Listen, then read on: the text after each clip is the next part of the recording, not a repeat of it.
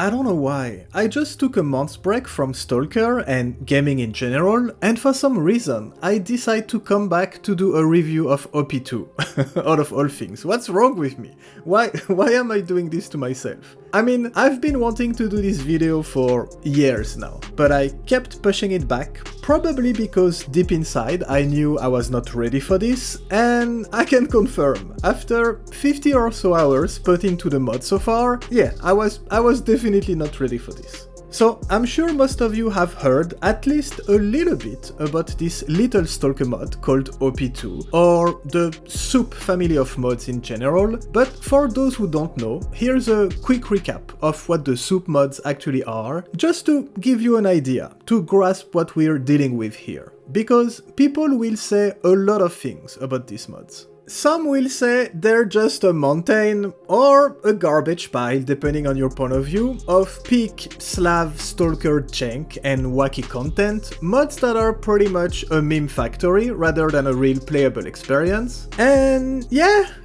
these people would be right in a way. I mean, I don't completely agree with this view, but they got a point. Some other people will complain about the bloated, completely over-the-top, unbalanced, unfair, definitely quantity over quality aspect of these mods. And yeah, they would be absolutely right too.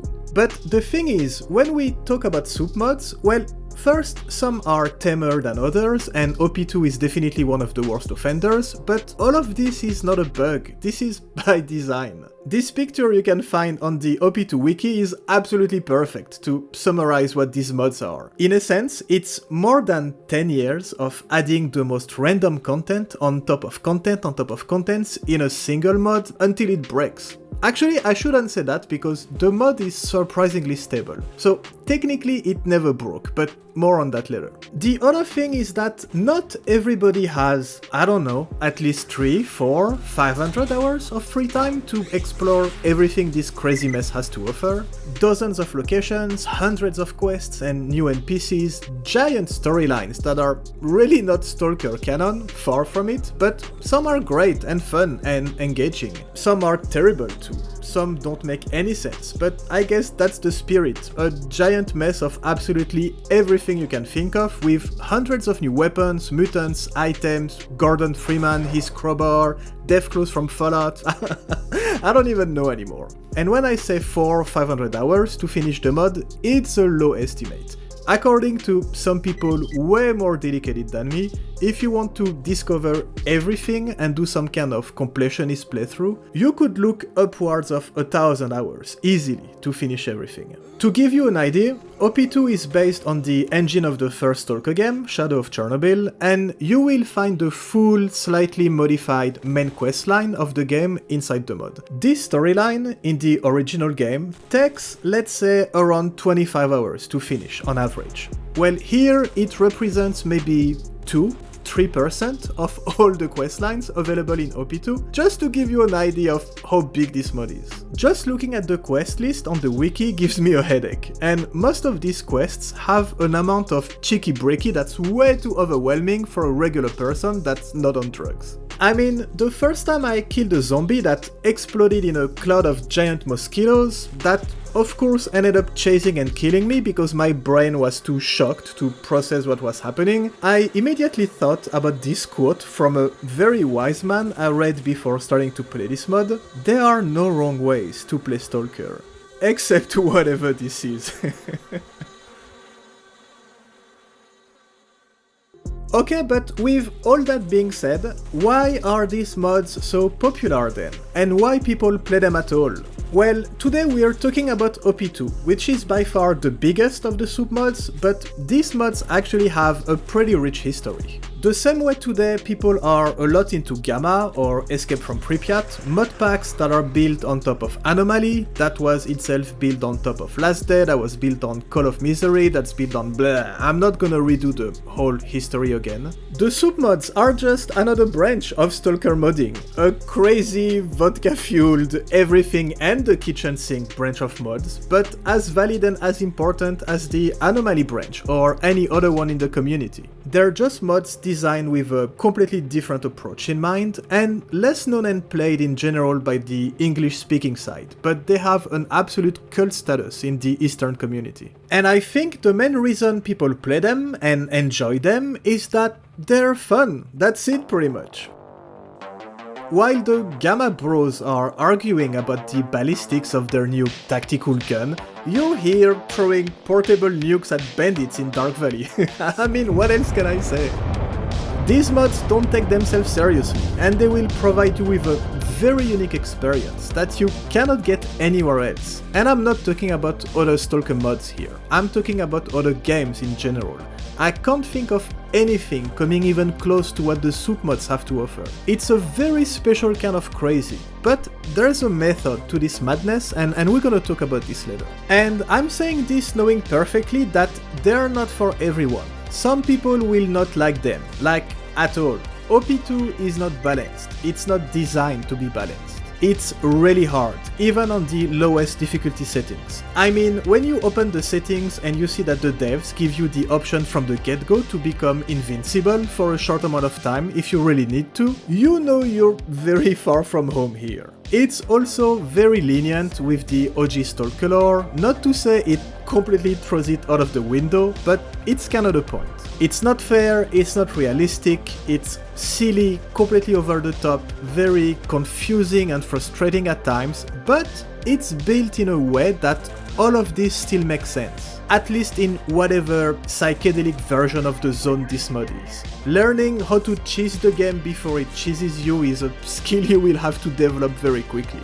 But there is still a real sense of progression, there's still a story. I mean, I should say dozens of stories actually. And you want to discover and explore this new crazy world and go as far as you can. It really pulls you in and it's very rewarding in a way, if you can handle the madness of course. Because yes, looking from the outside, watching someone getting gangbanged by 200 zombies or electric cameras or running in the labs with dozens of spiders on your ass, yeah, it might seem completely nonsensical and so far from what Stalker is. But I would lie if I didn't admit that it's also incredibly fun at the same time.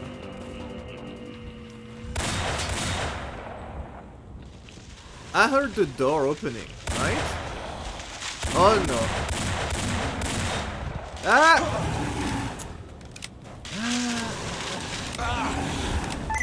How am I supposed to survive this? Like, come on. The zone feels alive. There's always stuff happening. You constantly meet interesting people with crazy stories and ridiculous missions and requests. I mean, look at this poor duty guy guarding the checkpoint. He has very bad back problems, and standing here all day is killing him. First he asks you for some flesh eyes to make an infusion or some kind of tea with them to see if it helps. Who wouldn't want to help that guy? And well, the flesh eye tea didn't really work, but he heard that making a cream with bloodsucker tentacles might help. And after that maybe a belt made of ducktails, who knows? And every time you come back to try his crazy ideas, he will give you a pretty good reward, and a very big one at the end if you finish his chain quest completely. And there's hundreds of chain quests like this in the mod, on top of regular missions and the regular quest lines, making the grind actually pretty fun, because you can do a lot of them at the same time, and they all have a backstory that makes them a bit more interesting than simple fetch missions. You're constantly running everywhere with 50 active missions, not really sure what you're doing, hoarding everything, because who knows, some guy later might really want these spider legs. But believe me, nowhere else will you have the chance to clean hundreds of zombies with a flamethrower, or become a reporter and document all the mutants and anomalies in the zone with your camera, or slowly build your own army of mutants that will fight for you. I mean, I go back to one of the points I was making at the beginning, but there is so much, it's gonna be impossible to cover everything in a single video. And again, the mod can be very hard. Some mutants can be a real challenge, some areas or missions might feel borderline impossible without a lot of good gear, but I mean the challenge is generally doable. My advice is to go blind for your first playthrough. Seriously, that's the best way to do it. Don't worry about feeling overwhelmed, it's part of the experience. I put at least 50 hours into it so far to record some cool footage for this video, and in the end I decided not to include most of it, and not to show too much, because discovering all this crazy shit by yourself, being surprised, not knowing what to expect, it's the best way to experience it. And I know you will want to, because I did, but do not skip the dialogue. It's a lot of reading sometimes, but they're fun, interesting, the translation is good, and you really get involved into the random stories of people you meet. And you will need all the information for the missions too. You could, of course, follow a guide or the wiki. By the way, shout out to the people who made the wiki. I can't even imagine the amount of work it took to put it together. I will leave all the links in the video description as usual for everything. But yes, technically you could use all these resources to make sure you're not missing anything, but that's the best way to feel overwhelmed by the gigantic amount of content, burn yourself out very quickly, and just not enjoy the experience overall. Just go blind, play, follow the quests you stumble upon, try to get as far as you can, take breaks and go play something else when it gets too much, come back to it after a while and just see if the mod is for you. Because I think people who never tried the mod, and I was definitely one of them, have this image of pure craziness. Wandering around with a minigun, having your own portable turret, fighting hundreds of almost invincible enemies. And yes, OP2 is this in the extremes, but it's also... I don't know how to describe it. It gives you an open world with an unlimited amount of options, so many different weapons, game mechanics, artifacts, cooking, transmutation recipes, personal teleporter, metal detector, epic missions, like a very deep barter and trade economy. All these tools to try to beat an unbeatable enemy by experimenting a lot, try and error, and a lot of save scumming. I think it's one of the first time I felt really free, in a way in the zone, free to do whatever I want to try to solve this giant puzzle. And some people will absolutely hate it, exactly because of this type of design, and some people will love it and spend years just playing this mod. I'm gonna try to work on a beginner starter guide very soon to help people that want to give it a chance, but honestly, every Stalker fan should try it. It might not be for you in the end, but it would be a mistake not to try at least. Because in the end, that's what it is. A very fun, very unique experience. If it doesn't melt your brain in the process, of course. Is something killing me during the cinematic? Yeah, of course. Jesus Christ.